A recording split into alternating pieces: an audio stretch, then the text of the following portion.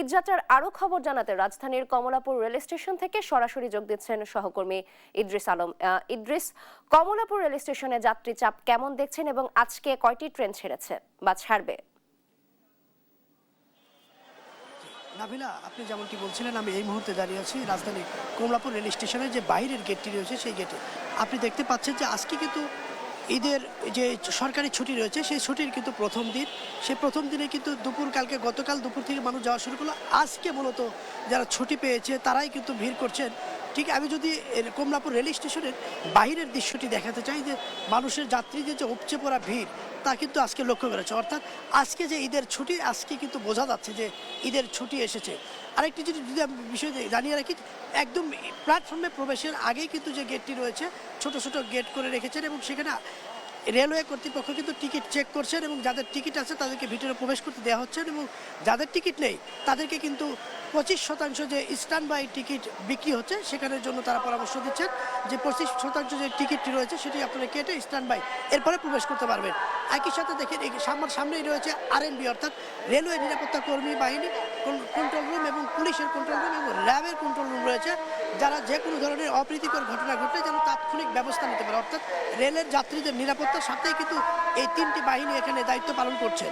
একই সাথে আরেকবার বলি, যদি এই যে এখানে টিকিটের জন্য যারা আসছেন অনেকে ভুল করে আসছেন, আবার বুঝছেন না, আবার টিকিট ছাড়াই প্রবেশ করার চেষ্টা করছেন, কিন্তু রেলওয়ের যারা দায়িত্বে রয়েছেন তারা কিন্তু এখানে প্রতিহত করছেন। আমরা একটু কথা বলার চেষ্টা করব, যে আসলে যাত্রীদের সাথে কথা বলার চেষ্টা করব যে আপনারা কি করছেন, আপনি কি টিকিট কেটে এসেছেন?